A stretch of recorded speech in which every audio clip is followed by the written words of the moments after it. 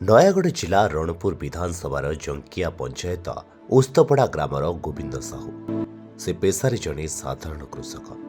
ଜଣେ ସାଧାରଣ ଚାଷୀ ପରି ସେ ମଧ୍ୟ ନିଜ ଚାଷ କାମ କରି ଋଣ ନେଇଥିଲେ। କିନ୍ତୁ କିଏ ଜାଣିଥିଲା ଯେ ଦୈବ ତାଙ୍କ ସହ ଏମିତି ଖେଳ ଖେଳିବ। ମୌସୁମୀ ବର୍ଷା ଆବଶ୍ୟକ ପରିମାଣରେ ନ ହେବାରୁ ଫସଲ ମଧ୍ୟ ଠିକ୍ରେ ଅମଳ କରିପାରିନଥିଲେ ଗୋବିନ୍ଦ ସାହୁ। କିଛି ନାହିଁ, ବିଲ ପରା ମଲା ବାକି ହେଇଛି। ଦୁନିଆ ବାକି ବିଲରେ ନାଗିଥିଲା ଆସିକି 20,000 ଟଙ୍କା। ପିଲା ଟାଇମରେ ସବୁ ତ ମଜୁରୀ ନା, ସିଏ ନାଗିଥିଲା ବିଲରେ ନାଗିଥିଲା ବାକି ହେଇଛି। ଜଳ ଅସୁବିଧା, ବିଲ ମଲା ବୋଲି ତୁ ମରିଗଲୁ, ସେଇଠିକି ଜୀବନ ହତ୍ୟା କରିଦେଲୁ। ମତେ ନାରଖାର କରିକିରି ଗଲୁ, ମୁଁ କେମିତି ଚଳିବି? ଆଖି ଆଗରେ ଚାଷ ଜମି ଫାଟି ଆଁ କରିଥାଏ। ଉଜୁଡ଼ା ଧାନ କ୍ଷେତ ଯେମିତି ତାଙ୍କ ମେରୁଦଣ୍ଡ ଭାଙ୍ଗି ଦେଇଥିଲା।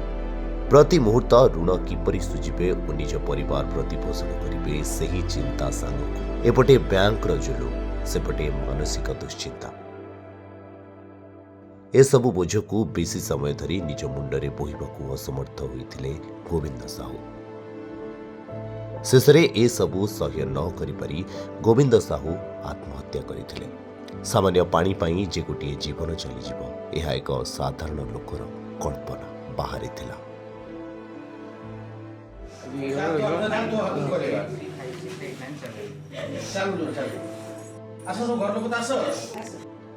କୃଷକ ଗୋବିନ୍ଦ ସାହୁଙ୍କ ଆତ୍ମହତ୍ୟା ସମ୍ବନ୍ଧରେ ରଣପୁର ବିଧାନସଭାର କାର୍ଯ୍ୟକର୍ତ୍ତାଙ୍କ ମାଧ୍ୟମରେ ଭାରତୀୟ ଜନତା ପାର୍ଟିର ରାଷ୍ଟ୍ରୀୟ ପ୍ରବକ୍ତା ଡକ୍ଟର ସମ୍ବିତ ପାତ୍ର ଖବର ପାଇବା ପରେ ଦରଦୀ ବନ୍ଧୁଟିଏ ପରି ସେ ନିଜେ ଯାଇ ଗୋବିନ୍ଦ ସାହୁଙ୍କ ପରିବାରକୁ ସାହା ହୋଇଥିଲେ। ସରକାରୀ ସହାୟତାକୁ ଅପେକ୍ଷା ନ କରି ସମ୍ବିତ ପାତ୍ର ନିଜେ ଗୋବିନ୍ଦ ସାହୁଙ୍କ ପରିବାରର ଦୁଃଖ ଦୂର ପାଇଁ ପ୍ରୟାସ ଆରମ୍ଭ କରିଥିଲେ ତଥା ପ୍ରତିଶ୍ରୁତି ଦେଇଥିଲେ ଯେ ଗୋବିନ୍ଦ ସାହୁଙ୍କ ପରି ଆଗକୁ କୌଣସି କୃଷକଙ୍କ ଜୀବନ ସେ ଯିବା ପାଇଁ ଦେବେ ନାହିଁ।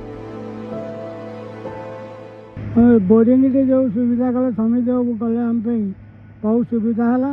ଏଇ ପାଣି ଅଭାବ ମରୁଡ଼ି ସକାଶେ ଜଣେ ଚାଷୀ ଆମର ମରିଗଲେ ବଡ଼ ଦୁଃଖର ବିଷୟ। ତେଣୁ ସମିତି ବାବୁ ଏତିକି ସୁବିଧା କଲେ ଆମେମାନେ ସେଥିରେ ଉପକୃତ ହେବୁ, ଫସଲ ଟିକେ କରିପାରିବୁ। ଆଉ ବହୁତ ଇଏ ହେଲା, ତେଣୁ ସମିତି ବାବୁଙ୍କୁ ଧନ୍ୟବାଦ ଦେବା କଥା। ସେ ଆମ ପାଇଁ ଏତକ ଉପକାର କରିଦେଇଛି, ଚାଷୀ ବଳ ପାଇଁ ବହୁ ସୁବିଧା କରିଦେଲେ। ଯାହା ହଉ ଟିକେ ଆମେ ପାଣିର ସୁବିଧା ପାଇଲୁ, ଆଉ ଫସଲ କରିବା ପାଇଁ ଟିକେ ସୁବିଧା ହେଲା, ଆଉ ମରୁଡ଼ିର ଭୟ ରହିବନି। କୃଷକଙ୍କ କଲ୍ୟାଣ ପାଇଁ ଡକ୍ଟର ସମ୍ବିତ ପାତ୍ର ନିଜ ବ୍ୟକ୍ତିଗତ ଉଦ୍ୟମରେ ଓସ୍ତପଡ଼ା ଗାଁରେ ବୋରୱେଲ ଖୋଳି କୃଷକଙ୍କୁ ଯୋଗାଇ ଦେଇଛନ୍ତି ଜଳ।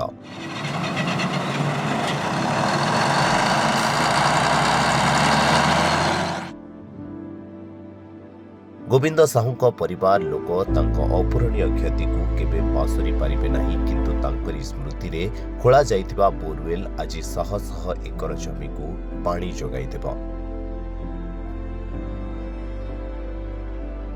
ଏହା ଓସ୍ତପଡ଼ା ଗାଁର ଚାଷୀଙ୍କ ଚାଷ ଜମିରେ ସୁନାର ଫସଲ ଉତ୍ପାଦନ କରିବାରେ ସହାୟକ ହେବ। ସମଗ୍ର ଓସ୍ତପଡ଼ା ଗ୍ରାମବାସୀ ଡକ୍ଟର ସମ୍ବିତ ପାତ୍ରଙ୍କୁ ଧନ୍ୟବାଦ ଜଣାଇଛନ୍ତି। ସମ୍ବିତ ପାତ୍ରଙ୍କ ପ୍ରୟାସରେ ହୋଇଥିବା ବୋରୱେଲଟି ଆଜି ଓସ୍ତପଡ଼ା ଗ୍ରାମବାସୀଙ୍କ ମୁହଁରେ ଖୁସିର ଲହରୀ ଖେଳାଇ ପାରିଛି। ଓସ୍ତପଡ଼ା ଗ୍ରାମ ପଞ୍ଚାୟତ, ଓସ୍ତପଡ଼ା ଗ୍ରାମ ଆମର ଜଙ୍କିଆ ଗ୍ରାମ ପଞ୍ଚାୟତ ଅଧୀନରେ ଆସୁଛି। ଏଠାକାର ଚାଷୀମାନଙ୍କର ଯେଉଁ ବଡ଼ ସମସ୍ୟା ଥିଲା, ସେଥିପାଇଁ ଗୋବିନ୍ଦ ସାହୁଙ୍କର ଯେଉଁ ତ୍ୟାଗ, ତାଙ୍କର ଯେଉଁ ବଳିଦାନ ଆଜି ଆମର ସମ୍ବିତ ଭାଇଙ୍କ ଜରିଆରେ ପୂର୍ଣ୍ଣତା ଲାଭ କଲା।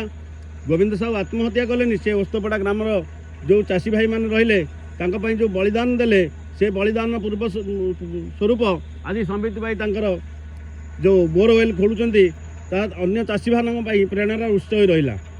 ତେଣୁ ସରକାରଙ୍କ ସ୍ତରରେ ରାଜ୍ୟ ସରକାର ହୁଅନ୍ତୁ ବା ଆମର ସ୍ଥାନୀୟ ବିଧାୟକ ହୁଅନ୍ତୁ ବା ଅନ୍ୟ କୌଣସି ପଦାଧିକାରୀ, ନୟାଗଡ଼ ଜିଲ୍ଲାର ପ୍ରଶାସନ କେହି ବି ଗୋବିନ୍ଦ ସାହୁଙ୍କର ମୃତ୍ୟୁ ପାଇଁ ଦାୟୀ ରହିଲେ ନାହିଁ କି ତାଙ୍କ ପ୍ରତି ସହାନୁଭୂତି ପ୍ରଦାନ କଲେ ନାହିଁ। ଆଜି ସମ୍ବିତ ଭାଇ କରିଛନ୍ତି। ସମ୍ବିତ ଭାଇ ବିନା ଦାୟିତ୍ୱରେ ଥାଇ, କୌଣସି ସରକାରୀଙ୍କର କଳରେ ନଥାଇ ବା କୌଣସି ବିଧାୟକ ମନ୍ତ୍ରୀ ନଥାଇ ସେ ଯେଉଁ ଶ୍ରମ ଏବଂ ଯେଉଁ ତ୍ୟାଗ ଦେଲେ, ଆମେ ଚାହୁଁଛୁ ଆଗାମୀ ଦିନରେ ସମ୍ବିତ ଭାଇକି ଆମେ ସାଂସଦ କରିବୁ, ଏଥିରେ ସନ୍ଦେହ ନାହିଁ। ଏବଂ ସମ୍ବିତ ଭାଇ ସାଂସଦ ହେଲେ ଆମର ପୂର୍ଣ୍ଣାଙ୍ଗ ବିକାଶ ହେବ, ଏଥିରେ ଆମେ ଦ୍ୱିମତ ନାହିଁ। ତେଣୁ ସମ୍ବିତ ଭାଇଙ୍କୁ ଧନ୍ୟବାଦ ଦେଉଛୁ। ଆଉ ଗୋବିନ୍ଦ ସାହୁଙ୍କ ତ୍ୟାଗକୁ, ତାଙ୍କ ବଳିଦାନକୁ ଅବିସ୍ମରଣୀୟ ଭାବେ ଆମେ ଗ୍ରହଣ କରି ରଖୁଛୁ। ମୁଁ ବିକ୍ରମ ସାହୁ, ଆମ ବାପା ଯେଉଁ ମୃତ୍ୟୁବରଣ କଲେ ତାଙ୍କ ବଡ଼ ପୁଅ। ଆଉ ଆଜିକି 1.5 ମାସ ହେଲା ଯେ ଯେଉଁ ମୃତ୍ୟୁବରଣ କଲେ, କିନ୍ତୁ ଏଇ ବିଲ ବାଡ଼ି ଯୋଗୁଁ ମାନେ ପାଣିର ଅଭାବ ଯୋଗୁଁ। ତେଣୁ ମୋ ଦୁଃଖରେ ବି କେହି ଆସିନାହାନ୍ତି, କେଉଁ ନେତା, କେବଳ ସମିତି ବାବୁ ମୋ ଦୁଃଖରେ ଆସିକି ସାହା ହେଇଛନ୍ତି।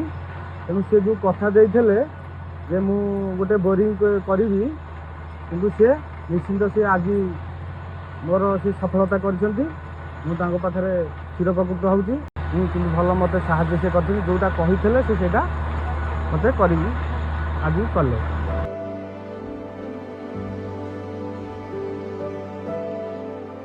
ଖରାଦିନେ ଆଉ ଚାଷୀମାନଙ୍କର ପାଣିର ଅଭାବ ରହିବ ନାହିଁ। ସମ୍ବିତ ପାତ୍ରଙ୍କ ଦ୍ୱାରା ଖୋଲାଯାଇଥିବା ଏହି ବୋରୱେଲ ଉସ୍ତପଡ଼ା ଗାଁରେ ନୂତନ ସମ୍ଭାବନା ସହିତ ଏକ ନୂତନ ଆଶାର ସଞ୍ଚାର କରିଛି।